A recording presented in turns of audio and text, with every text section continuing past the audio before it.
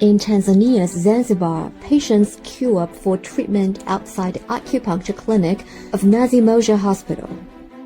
Wahida has worked at Nazi Moja Hospital for 29 years.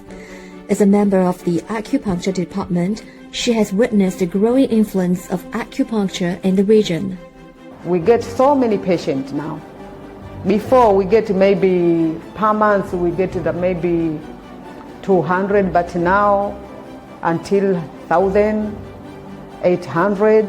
The patient, they enjoy it, this treatment, and they were cured. They enjoy because they get relief of their diseases. They come every year. Then assist us in different departments.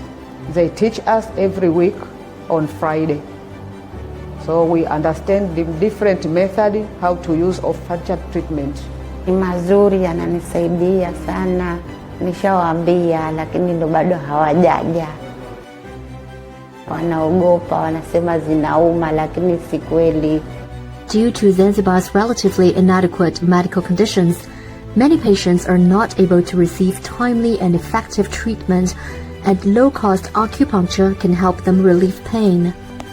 针灸在这个缺医少药的这个地方是一个很有益的补充，它价格相对比较低廉，操作是相对容易上手，所以我的目标就是说，通过我的一些教学工作，通过我的一些门诊的一些诊疗工作，能进一步的推广普及中医的这个知识，然后让更多的人能够有兴趣加入到这个行业当中来发展更多的这个当地的医生。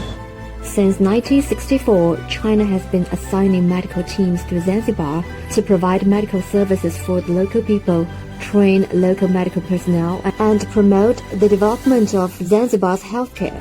Members of the 32nd Chinese medical team to Zanzibar arrived in Zanzibar in September last year.